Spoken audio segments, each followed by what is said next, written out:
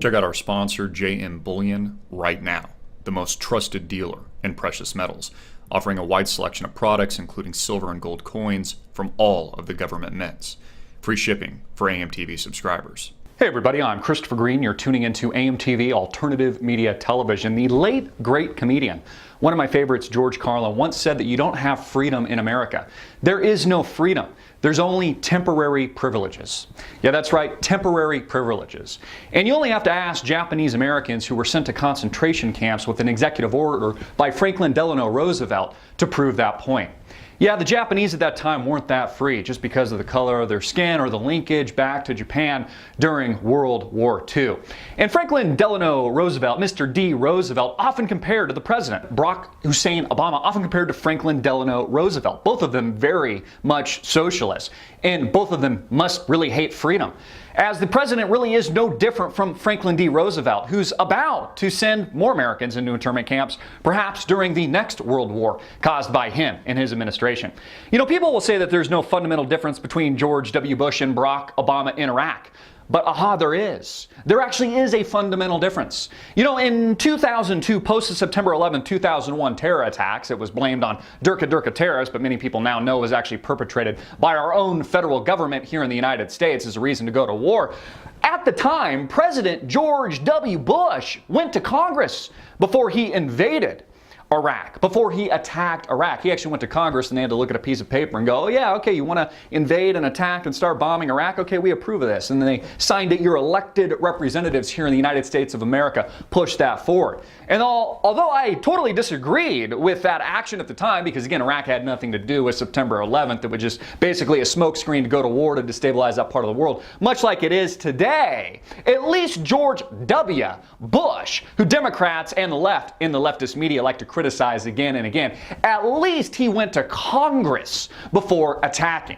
This is directly opposed and in direct opposition of the current director and dictator-in-chief, Barack Hussein Obama, who went to war now twice. Once in Libya, having bypassed Congress with the indirect murder of Muammar Gaddafi, and now a second time with two bombings, round one and round two in Iraq, over the past few days. Executive action, executive privilege, bypassing Congress. Again, this guy, this commander-in-chief hates the U.S. Constitution. He hates Congress. And this is exactly what's happening today. Again, that's the primary difference between George W. Bush and Barack Hussein Obama. You know, on every level, on every front, whether or not you look at it a conspiracy angle or you look at it just purely from a political angle, the current president, dictator-in-chief has been a total and utter failure. I give him an F+ on his report card.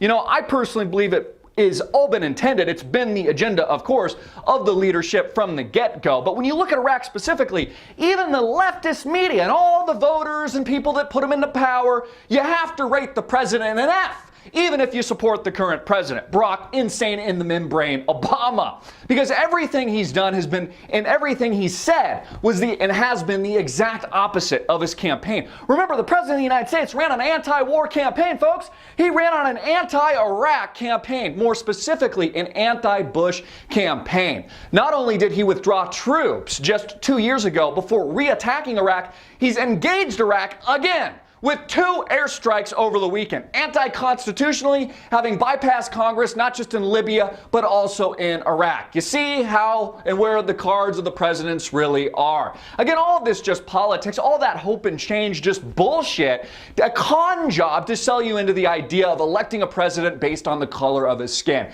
And we know how well that's worked out, yet America's about to elect another female president based on the, not color of her skin, but the anatomy of her private parts. Because that's how dumb and politically correct, I would argue incorrect, America is.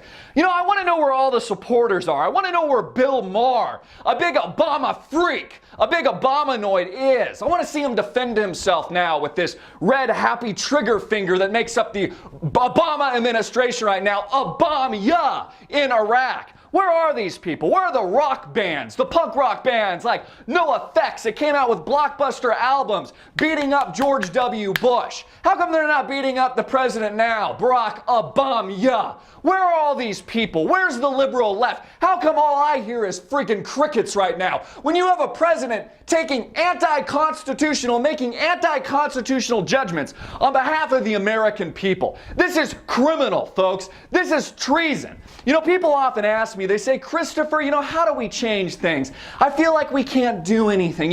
How can we possibly push this country in a better direction? It's easy. It's very easy. Maybe we should take a lesson from what's happening in the rest of the world. These American-sponsored revolutions in places like Egypt and Ukraine, backed by the Obama administration? Obama supports these revolutions. He supports the terrorists on the ground. He's happy when Egypt goes through revolution and re-revolution. He's happy when people and citizens on the ground in Ukraine overthrow their own original government. Maybe he might get a taste of his own medicine at some point. Maybe the American people, after taking a cue from what the president promotes overseas, actually institute the same kind of revolution and re-revolution here in the United States of America. Again, folks, this is a constitutional republic. You're supposed to have elected representatives. The president should have to send some kind of message to Congress before he just starts bombing your ass in places like Iraq.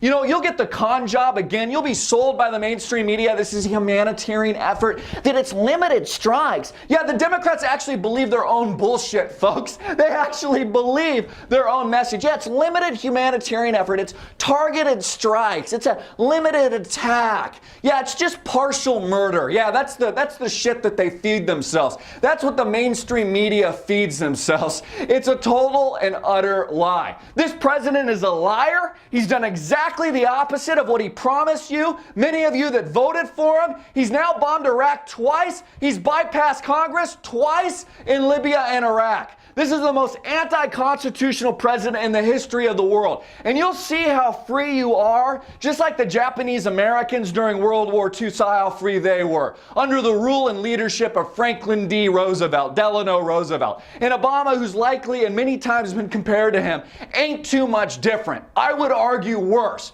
This is the truth. I'm Christopher Green, hard-hitting it in your face. Get this out everywhere, make it viral, and click the link below to support our sponsor.